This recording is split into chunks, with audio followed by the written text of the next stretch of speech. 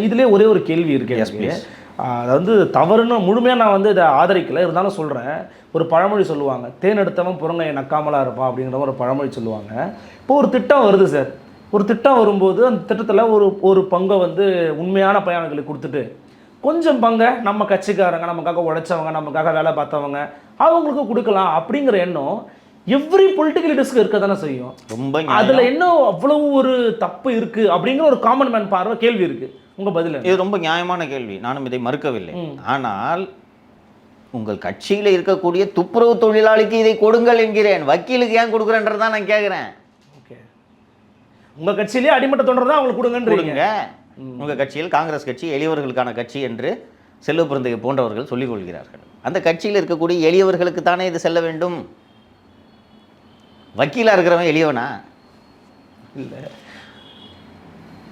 கவுன்சிலரோட கணவர் எளியவரா? இன்னொன்று உங்கள் நிகழ்ச்சியில் மூலமாக சொல்லிக் கொள்கிறேன்.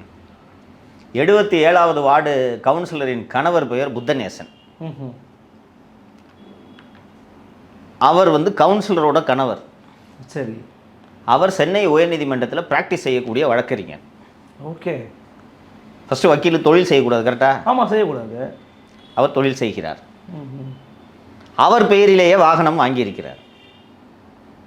புத்தா என்டர்பிரைசஸ் நிறுவனத்தோட பேர். இவர் எளியவரா என்று சொல்லுங்கள். இவர் எளியவர் இல்லை. இது புறங்கையை நக்குவதா? இது போன்ற பயனாளிகள் தான் 150க்கும் மேற்பட்டவர், பாதிக்கும் மேலே 80 பேர் தான். 283 பேரில் 80 பேர் தான் உண்மையான பயனாளிகள். ஓகே. அவங்க வண்டியும் வாங்கிட்டாங்க. அவங்க ஜென்கிரீன் இந்த பாரு, எல்லாரும் நாங்கள் அவங்ககிட்ட கொடுத்துருக்கோம், நீ மட்டும் இது பண்ணிட்டு இருந்தானே சரியாக இருக்காது, கொடுத்துருந்தோன்னே ஒரு ஏழை ஜனங்க என்ன பண்ணும்?